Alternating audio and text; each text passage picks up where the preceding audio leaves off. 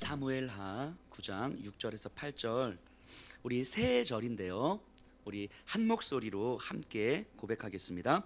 사울의 손자 요나단의 아들 무비보셋이 다윗에게 나와 그 앞에 엎드려 절하매 다윗이 이르되 무비보셋이여 하니 그가 이르기를 보소서 당신의 종이니이다.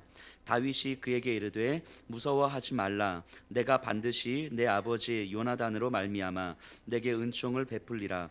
내가 내 할아버지 사울의 모든 밭을 다 내게 도로 주겠고 또 너는 항상 내 상에서 떡을 먹을지니라 하니 그가 절하여 이르되 이 종이 무엇이기에 왕께서 죽은 개 같은 나를 돌아보시나이까 하니라.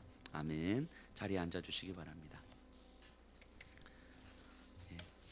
오늘 2부 예배 때는 유아 세례가 있고 또 교회 학교가 함께 여기서 오늘은 연합 예배를 드리기 때문에 1부와 2부가 예배 순서가 조금 다릅니다. 그리고 말씀도 조금 다릅니다. 2부 예배 때는 조금 좀 축약해서 제가 준비를 했고요. 그래서 1부 예배 때 조금 더 말씀에 집중할 수 있을 거라고 생각을 합니다. 다윗이 왕이 된 이후의 이야기를 우리가 계속 나누고 있는데요, 다윗은 이제 완전히 안정이 되었어요. 그러니까 이제는 돌아볼 여유가 생긴 것 같아요.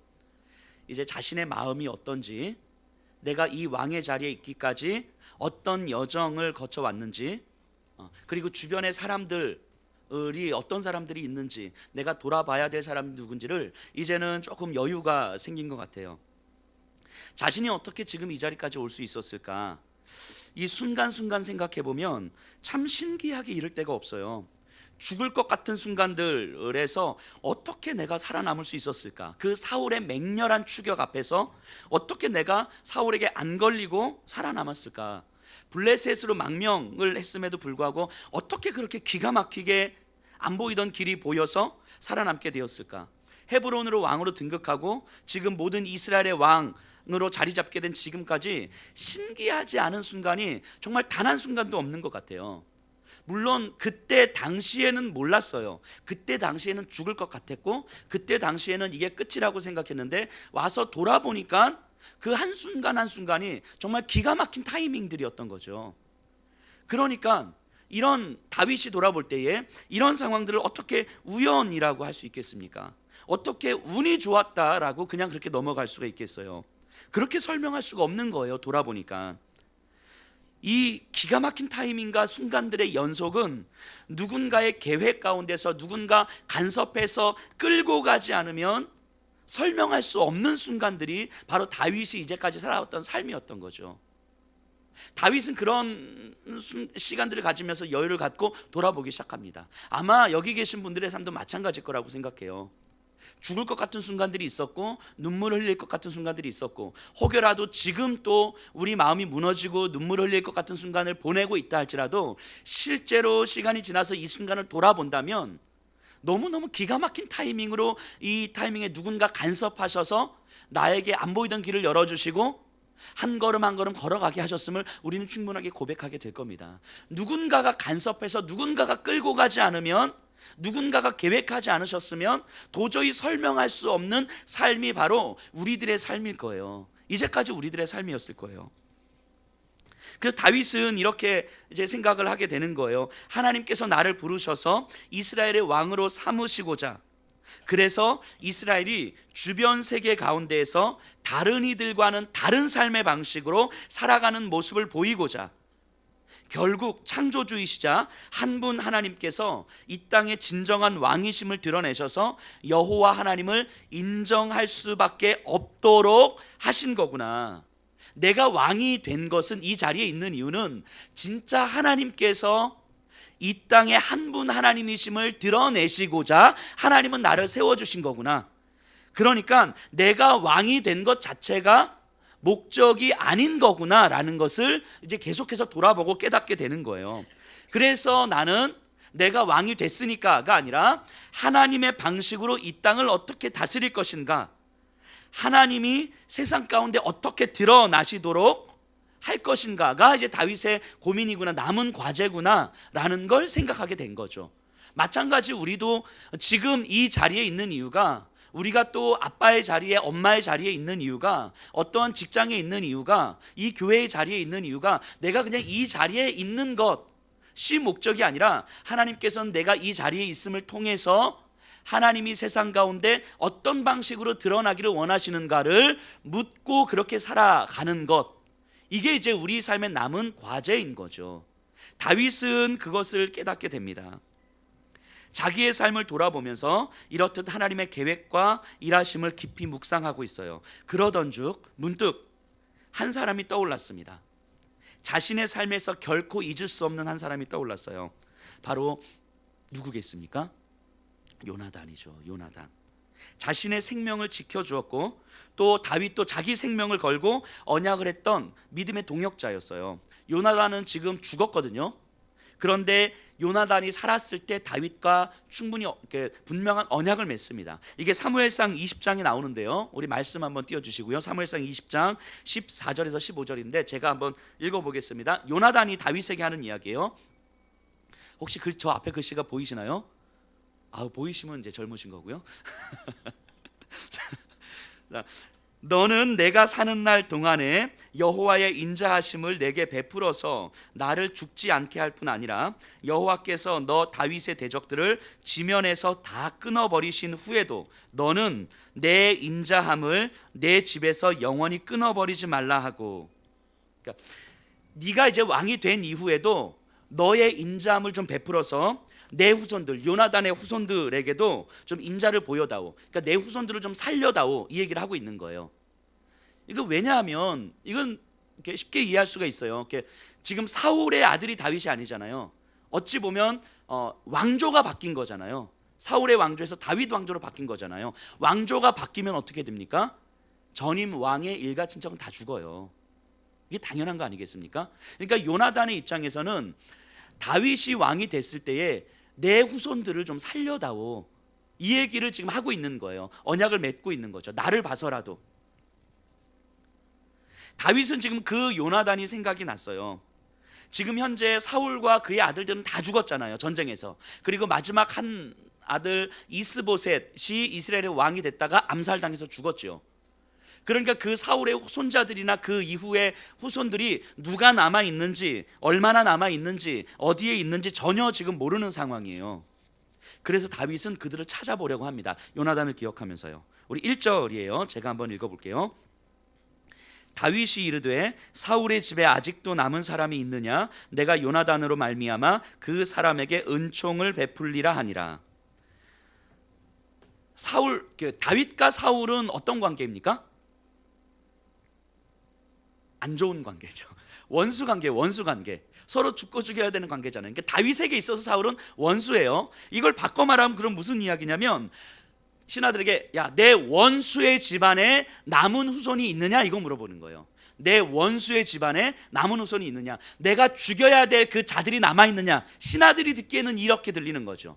그런데 다윗은 내 원수의 집안에 남은 자가 있느냐? 그렇다면 그에게 내가 은총을 베풀리라. 이렇게 이야기해요. 요나단으로 말미암아 그 사람에게 은총을 베풀리라. 이 두 표현을 좀 기억하셨으면 좋겠습니다. 은총과 요나단으로 말미암아. 이거는 오늘 본문 가운데 반복해서 나오거든요. 은총, 요나단으로 말미암아. 이 요나단으로 말미암아 이 말은 언약이죠. 요나단과 맺은 언약. 그러니까 은총과 언약을 기억하셨으면 좋겠어요. 자, 은총은요, 헤세드라는 말을 번역한 말이에요. 헤세드. 이 헤세드라는 단어는 하나님께서 자신의 백성을 향해서 보여주신 하나님의 자비, 하나님의 기다리심, 하나님의 인자하심을 의미하는 말이에요. 끊임없이 하나님을 배신하는 그 이스라엘 백성을 기다리시면서 그들을 회복시키시려는 하나님의 자비하심, 그리고 결국 그들을 회복시켜 주시는 그 하나님의 은혜예요. 그래서 헤세드에는요, 어떤 거래 관계가 있지 않습니다. 그냥 주는 거예요. 그냥 기다리는 겁니다. 사랑하니까 나를 다 내어주더라도 그들을 회복시키기를 원하시는 만큼 사랑하시기 때문에 기다리시는 거예요. 이게 헤세드예요. 헤세드. 다윗은 사울의 남은 후손들, 원수의 남은 후손들을 생각하면서 헤세드를 베풀겠다고 하는 거예요. 여기서 이제 이 본문의 흐름과는 조금 다른 맥락이지만 한번 우리가 그냥 생각해보고 넘어갈 게 있어서 잠깐 쉼을 쉬면서 한번 생각해 볼 문제를 좀 고민해 보려고 합니다. 자, 하나님께서 다윗에게 평안을 주셨잖아요. 마찬가지 우리에게 평안을 주실 때요, 하나님의 계획과 하나님의 일하심을 묵상하게 되면요, 하나님께서 돌아보길 원하는 사람들이 우리에게 보입니다. 사회적으로 소외된 사람들, 아무런 힘도 백도 없어서 절망을 안고 가는 사람들이 보이는 거예요. 그리고 그들에게 하나님의 은혜를 나누어 주게 됩니다. 함께 잘 사는 사회, 함께 평안을 누리는, 참된 평안을 누리는 질서를 그리스도인들은 꿈꾸게 돼요. 하나님께서 돌아보실 분들이 내 눈에 보이게 되면 그들을 통해서 그들에게도 함께 참된 평안을 누릴 수 있도록 우리는 꿈꾸게 되고 그런 삶을 살게 되는 거예요. 그렇기 때문에 그리스도인들은 이 땅에서 사람들에게 소망이 될 수밖에 없는 거예요. 그런데 하나님께서 허락하신 그 평안을 누릴 때에 하나님의 계획하심과 일하심을 묵상하지 않으면요, 죄의 욕망이 나도 모르게 올라와요. 내가 존중하고 돌아봐야 될 사람이 보이는 것이 아니라 이용해야 될 사람이 보이죠. 왜냐하면 이 얘기를 하는 이유는 뭐냐면 다윗의 모습이 그렇기 때문이에요. 오늘까지 다윗의 모습을 우리가 살펴볼 텐데요, 하나님의 일하심을 묵상하는 모습이었잖아요. 그렇지만 이제 다음 주부터 우리가 살펴볼 다윗은요, 그 평안함 가운데서 하나님의 일하심을 묵상하는 걸 멈추었을 때에 다윗은요, 자기 욕망을 채우고자 다른 사람의 아내를 힘으로 빼앗는 사람이 되는 거예요. 심지어 권력을 이용해서, 자신이 갖고 있는 권력을 이용해서 합법적 살인도 저지르는 다윗이 돼버리는 겁니다. 똑같은 다윗이고요, 똑같이 하나님께서 평안을 허락하셨는데 이 자리에서 하나님의 일하심을 깊이 묵상하면 하나님께서 돌아보셔야 될 사람들을 내가 돌아보게 되는 거고요, 하나님의 일하심을 묵상하지 않으면 내 욕망을 통하여서 내가 이용하고 내 힘과 내 권력을 통해서 이용해야 될 사람이 보이기 시작하는 거예요. 그렇기 때문에 이 다윗의 모습을 보면서 우리는 분명히 이걸 알아야 돼요. 우리에게 평안함이 주어졌을 때 영적 게으름으로 가지 않도록 우리는 영적으로 긴장해야 되는 거예요.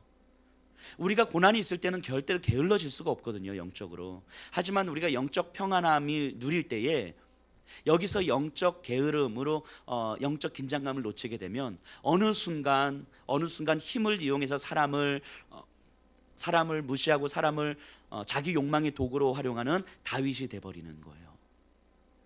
우리가 그 영적 긴장감이, 영적 평안함이 있을 때의 영적 긴장감을 놓치지 않았으면 좋겠습니다. 근데 이건 우리의 삶과 사회, 또 우리가 살아가는 질서도 마찬가지인 거예요. 이 시대 속의 그리스도인들을 좀 보셔야 되는 거예요. 돌아보아야 할 사람들을 돌아보지 않는 것, 그래서 사회적으로 약자들, 사회적으로 힘이 없는 사람들을 돌아보지 않는 것, 자신의 이익을 탐하고자 거짓을 말하며 누군가를 이용하는 것, 정의로운 질서, 즉 함께 잘 사는 질서보다 나에게 유리한 질서를 만들어가는 것, 그런 사회적, 그런 공동체의 지도자들이나 그런 사람들을 자연스럽게 용인하는 것, 이런 삶은 자기 욕망의 질서일 뿐인 거예요. 영적 평안함을 영적 게으름의 도구로 만들어가는 질서일 뿐인 거예요. 그리스도인들은요, 그런 삶을 살면 안 되고요, 또 그런 삶을 외면해서도 안 되는 겁니다. 영적으로 깨어 있어야 살려야 될 사람이 보이고 살릴 수 있어요. 그리고 살릴 수 있는 질서를 만들어서 함께 꿈꿀 수 있는 것입니다. 그래서 그리스도인들은 이 시대에 소망일 수밖에 없는 거예요. 시대를 외면해서도 안 되고, 시대의 방법으로 시대를 만들어 가서도 안 되고, 하나님의 방법으로 시대 한복판 안에 들어가서 사람들을 살려내야 되는 거예요. 그래서 그리스도인들은 이 시대의 소망일 수밖에 없어요. 어쨌든 아직까지는 다윗은 영적으로 긴장하면서 하나님을 묵상하고 있습니다. 그러자 사울의 종이었던 시바라고 하는 사람을 추천받습니다. 그래서 그 시바를 다윗이 불러요. 우리 3절이에요. 왕이 이르되 사울의 집에 아직도 남은 사람이 없느냐? 내가 그 사람에게 하나님의 은총을 베풀고자 하노라 하니 시바가 왕께 아뢰되 요나단의 아들 하나가 있는데 다리 저는 자니이다 하니라. 여기서도 은총, 헤세드를 베풀고자 하는 다윗의 마음이 확인됩니다. 시바가 말하길 사울의 후손 중에서 한 사람이 남아 있습니다. 근데 심지어는 그 사람이 누구의 아들이래요? 요나단의 아들이래요. 요나단 때문에 사람을 찾기 시작했는데 남아있는 그 한 사람은 요나단의 아들이 아니어도 사울의 후손이면 어쨌든 챙겨주려고 했는데 요나단의 아들이라고 하는 거죠. 다윗은 갑자기 흥분하고 마음이 급해져요. 그래서 빨리 그를 데려오고 싶습니다. 본문은 그 다윗의 마음을 잘 보여줘요. 4절 5절이에요. 제가 읽어볼게요. 왕이 그에게 말하되 그가 어디 있느냐 하니 시바가 왕께 아뢰되 로드발 암미엘의 아들 마길의 집에 있나이다 하니라. 다윗이 사람을 보내어 로드발 암미엘의 아들 마길의 집에서 그를 데려오니. 이 다윗이 마음이 급해졌어요. 이제 금방이라도 빨리 데려와야 된다 하면서 사람들이 막 보냅니다. 로드발은 지역 이름인데요, 요단 동편 길르앗 근방에 있는 곳이거든요. 그러니까 예루살렘에서 조금 멀어요.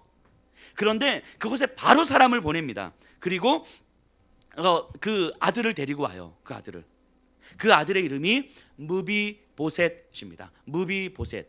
그래서 오늘 설교 제목이 다윗과 무비보셋이에요. 무비보셋. 그리고 무비보셋을 데려오면서 무비보셋과 다윗이 대화를 하는 장면이 6절에서 8절이에요. 한번 제가 볼게요. 사울의 손자 요나단의 아들 무비보셋이 다윗에게 나와 그 앞에 엎드려 절하매 다윗이 이르되 무비보셋이여 하니 그가 이르기를 보소서 당신의 종이니이다. 다윗이 그에게 이르되 무서워하지 말라. 내가 반드시 내 아버지 요나단으로 말미암아 내게 은총을 베풀리라. 내가 내 할아버지 사울의 모든 밭을 다 내게 도로 주겠고 또 너는 항상 내 상에서 떡을 먹을지니라 하니 그가 절하여 이르되 이 종이 무엇이기에 왕께서 죽은 개 같은 나를 돌아보시나이까 하니라. 자, 다윗의 부름을 받고 온 무비보셋이 상상을 해보세요. 얼마나 두려움에 떨었겠습니까? 다윗의 원수 가문이에요. 전임 왕의 후손입니다. 그러니까 무비보셋은 잘 숨어서 살고 있다고 생각했을 거예요. 그래서 예루살렘으로부터 먼 곳에서 그냥 자리 잡고 살고 있는 거예요. 그런데 어떻게 찾았는지 다윗이 찾아내서 끌고 온 거예요. 그러니까 무비보셋의 입장에서는 끌려온 거죠. 다윗이 무비보셋을 향하여서 두려워하지 마라 라고 이야기를 한 걸 보면 무비보셋은 엄청 두려워 떨고 있었을 거예요. 근데 다윗은 그를 향하여서 내가 은총, 헤세드를 베풀 것이라 선언합니다. 이 은총이라는 말이 지금 이 본문에서 세 번째 언급되고 있어요. 그래서 구체적으로는 사울에게 속했던 모든 재산을 무비보셋 너에게 다 줄 것이며 그리고 이후로 너는 나와 왕과 함께 식사를 할 것이다 이야기합니다. 자, 왕과 함께 식사를 한다. 이게 무슨 의미입니까? 이게 왕자의 지위를 회복시켜 주는 거잖아요. 재산을 다 회복시켜 줄 것임과 더불어서 너의 지위를 회복시켜 줄게. 너는 왕자였잖아. 왕자의 지위를 회복시켜 줄게. 이 얘기를 하고 있는 거죠. 무비보셋 입장에서는요, 죽을까 봐 두려워했는데 죽기는커녕 상상도 못했던 은혜를 받게 된 거예요. 그래서 무비보셋이 다윗 앞에서 이렇게 고백하죠. 8절에서 어찌 왕께서 죽은 개 같은 나를 돌아보시나이까. 이 발음 잘하셔야 됩니다. 죽은 개 띄셔야 돼요. 죽은 개 띄고 같은 나를 죽은 개 같은 나를 돌보시나이까.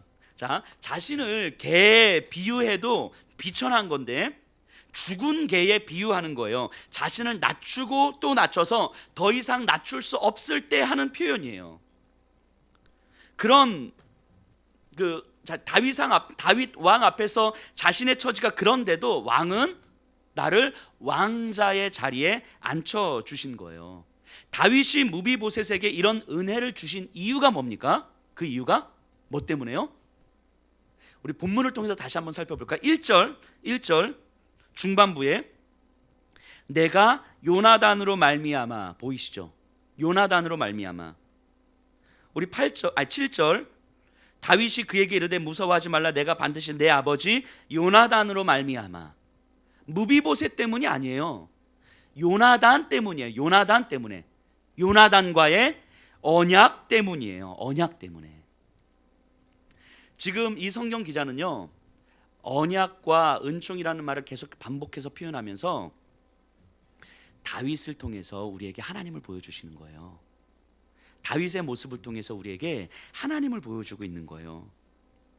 언약과 헤세드, 이거는요, 하나님께서 자신의 백성들을 대하는 모습이시잖아요. 창조주 하나님께서 하나님의 형상으로 사람을 창조하셨어요. 하나님의 형상으로 창조하셨다는 건 하나님과 닮은 꼴로 창조하셨다는 거죠. 이게 무슨 의미입니까? 하나님과 닮은 꼴로 창조하셨다는 건 무슨 의미예요?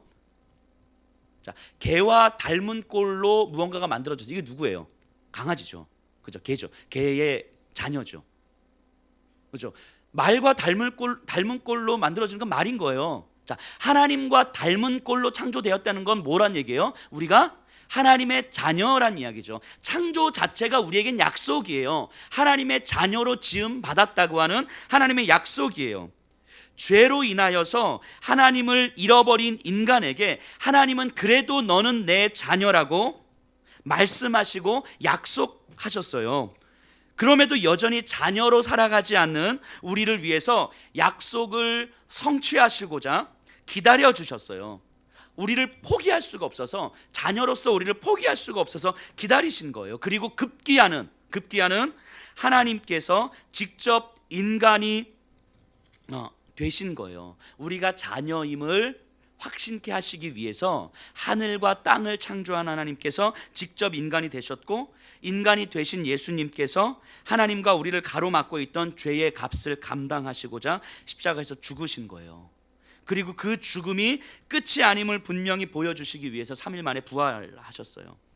그렇기 때문에 이제 우리 몸의 생명, 지금 우리가 몸으로 호흡하고 숨을 쉬고 살아가는 이 몸의 생명이 전부가 아니라 영원한 생명이 있다는 것을 약속해 주셨어요. 하나님의 자녀에게 허락한 이 약속, 영원한 생명이 있다는 것을 우리에게 분명히 보여주신 거예요. 이게 하나님의 약속이고 하나님의 헤세드인 거죠. 그래서 사도 요한은 우리에게 분명히 이렇게 선포합니다. 영접하는 자 곧 그 이름을 믿는 자들에게는 하나님의 자녀가 되는 권세를 주셨으니, 하나님의 자녀가 되는 권세, 이 권세가 어떤 권세예요? 이 세상 질서와 세상의 힘과 로마의 황제의 지배받지 않아도 되는 권세잖아요. 이 땅을 창조하신 이 만왕의 왕 되신 그 왕의 자녀가 되는 권세이기 때문에 이 세상의 왕의 지배를 받지 않아도 되는 권세인 거죠. 또 이 땅, 내가 몸의 생명이 전부가 아니라 영원한 생명으로 영원히 하나님과 함께 누리면서 살아갈 수 있는 권세를 우리에게 주신 거죠. 예수 그리스도의 그 이름을 영접하는 자들은. 근데 그것이 바로 하나님의 창조의 약속이었고, 그 약속을 이제까지 이루시고자 하나님은 기다리셨고 은혜를 베푸셨고 우리에게 자비를 주신 거예요. 이게 하나님의 헤세드지요. 근데 이런 사실들, 이게 말도 안 되는 사실들인데, 이 말도 안 되는 사실들이, 도저히 설명할 수 없는 이 사실들이, 그래서 세상에서 누군가에게 이야기하면 미친놈 소리 들을 수밖에 없는 이 SF 영화에서는 나올 것 같은 이 사실들이 너무너무 선명하게 우리에게 믿어지는 거예요. 너무너무 선명하게 분명하게 믿어지는 거예요. 그래서 우리는 하나님 앞에, 우리는 다윗 앞에서의 무비보셋이 되는 거예요. 하나님 앞에서의 우리는 다윗 앞에서의 무비보셋이 되는 거예요. 죽은 개와 같은 존재인데 이런 나에게 하나님은 왜 감당할 수 없는 이런 사랑을 주십니까? 나를 하나님의 자녀로 삼으시고자 믿음이 없는 상태에서 내 삶을 끝내지 않으신 거예요. 하나님의 자녀를 약속을 이루시고자 믿음이 없는 상태에서 내 삶을 끝내지 않으신 거예요.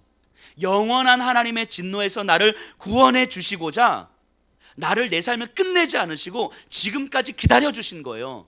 너 지금 이대로 삶을 마감하면 영원한 진노에서 벗어날 길이 없기 때문에 내가 너를 영원한 하나님 나라에서, 영원한 천국에서 너를 끌어안고 내가 살고 싶은데, 그러면 네가 살아 숨쉬는 동안에 예수 그리스도의 이름을 영접해야 되는데, 그래서 하나님은 기다려 주신 거예요. 내 삶을 끝내지 않으시고, 여기 계신 분들을 끝내지 않으시고 기다려 주신 거예요. 이 사실이 믿어지지 않은 채 내 삶이 마감됐다면 상상만 해도 끔찍한 거예요. 상상만 해도 소름 끼치는 거죠. 그런 우리가 하나님 앞에 감사하지 않을 수가 없어요. 아무 조건 없이 기다려주신 그 하나님 앞에 감사하지 않을 수가 없어요. 그런 우리가 내 몸의 유익을 얻고자 하나님을 멀리하는 삶을 살 수가 없어요.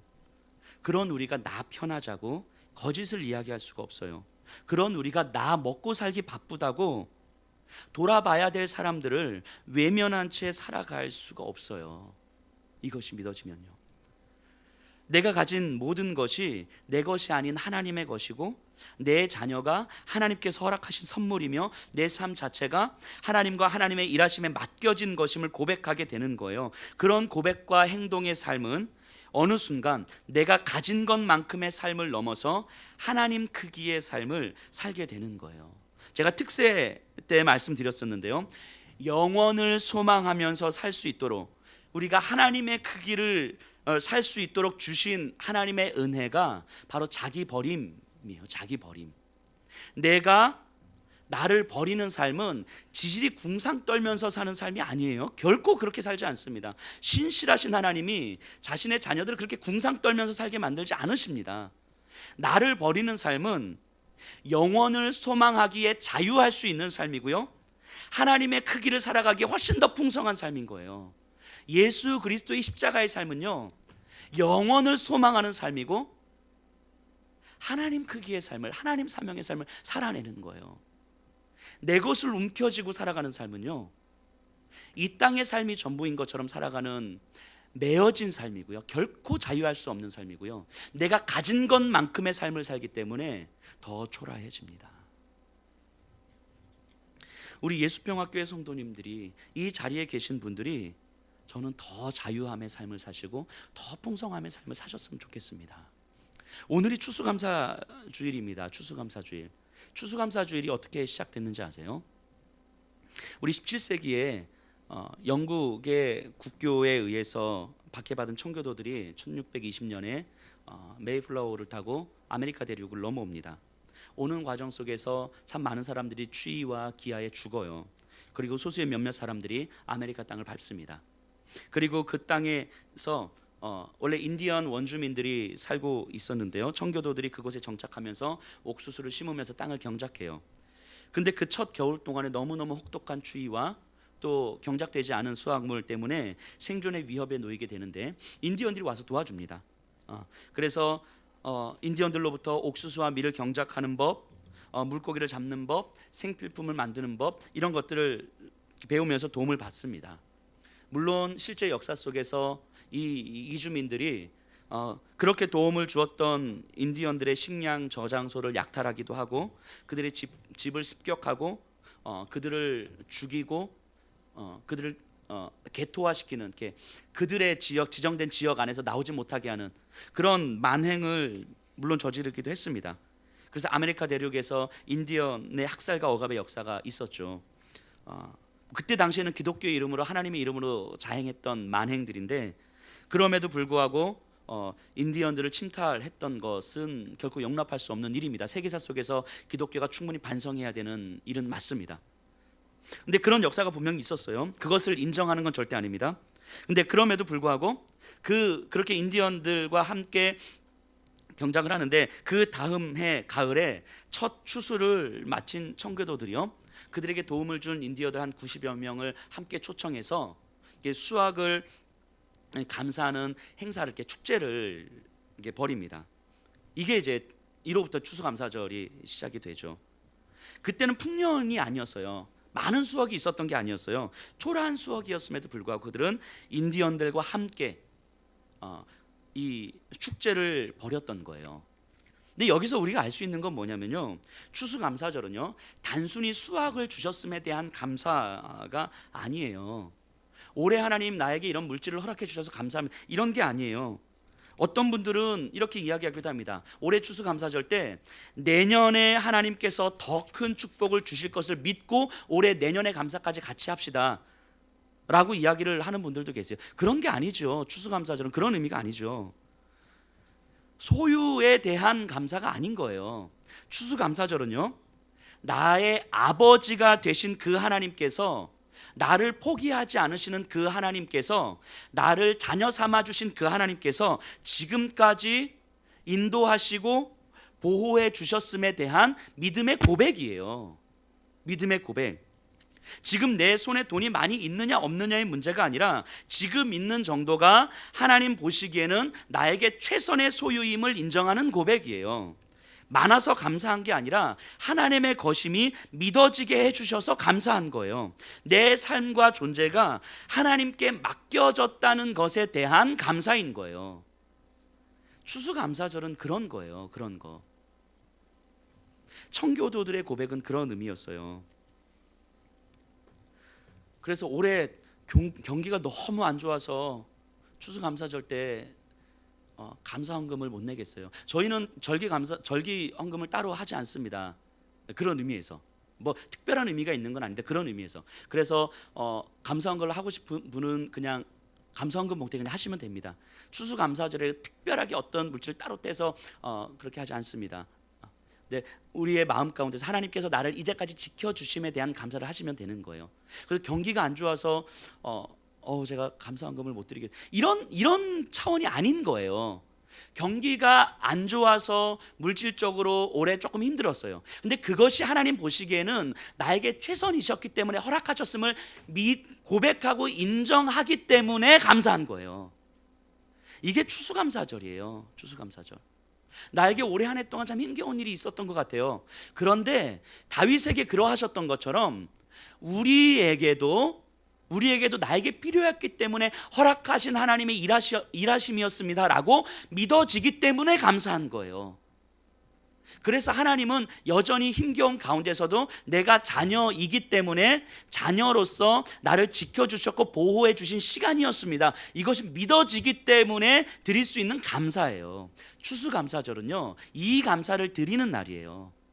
그래서 추수감사절은 함께의 의미가 강한 거예요. 청교도들이 힘이 없는 인디언들과 함께 감사하며 축제를 벌였던 것처럼 내가 많이 가지고 있느냐 적게 가지고 있느냐와 상관없이 나에게 허락된 이것을 사람들과 나누면서 사람들을 초청하고 함께 즐거워하는 거예요. 특히나 사회적으로 소외된 분들, 세상에서 힘겹게 살지만 인정받지 못하는 분들, 스스로도 인정하지 못하는 분들과 함께 각자의 삶이 충분히 소중한 존재이고 하나님께서는 당신을 향해서 약속과 언약과 헤세드를 갖고 계신 분이라는 것을 알려주는 그 축제의 장을 벌이는 것이 바로 추수감사절인 거예요. 추수감사절. 다윗이 무비보셋을 보면서 언약과 헤세드를 품었던 것처럼 우리가 이 시대에 소외된 사람들을 바라보면서 하나님의 언약과 헤세드를 품는 것이 추수감사절인 거예요. 또 좀 더 근본적으로는 나를 향한 하나님의 언약과 헤세드가 여전히 동일하게 있고 앞으로 내 남은 삶에서도 여전히 동일하게 하나님은 그렇게 갈 것이라는 것이 믿어지기 때문에 감사할 수 있는 날이 추수감사절인 거죠. 이제 한 해를 점점 마무리해 갑니다. 2016년에도요, 하나님은 여전히 우리가 하나님의 자녀이었음을 확인시켜 주시는 시간들이었어요. 우리를 포기하지 않으시겠다는 하나님의 약속의 시간들이었습니다. 하나님 안에서 감당할 수 없는 사랑을 받은 시간들이었어요. 때로는 눈물이 흘렀고요, 때로는 몸이 지쳤고요, 때로는 마음이 무너지기도 했습니다. 그래도 하나님은 너는 내 아들이 아닌 적이 없었다고, 너는 내 딸이 아닌 적이 없었다고 말씀하시는 시간들이었어요. 그리고 내일도, 다음 달도, 내년에도 여전히 너는 내 아들이고 너는 여전히 내 딸이라고 약속하고 계시는 거예요. 그리고 그것이 우리의 영혼에 들리는 거예요. 이게 믿어지는 거예요. 그러니 감사하지 않을 수가 없는 거죠. 이 믿음이 우리를 평안하게 만들어주는 것임을 믿으십시다. 내 소유가 아니라. 그래서 우리가 이 믿음을 구하는 삶을 살아야 돼요. 내가 예수님을 믿고 있지만 또 구하셔야 되는 거, 또 구하셔야 되는 거예요. 이 믿음으로 생각하고 믿음으로 살아내셔야 하는 거예요. 그렇게 우리가 2016년을 마무리하고 또 2017년을 우리가 준비하면서 진정한 의미의 추수감사주의를 우리가 지냈으면 좋겠습니다.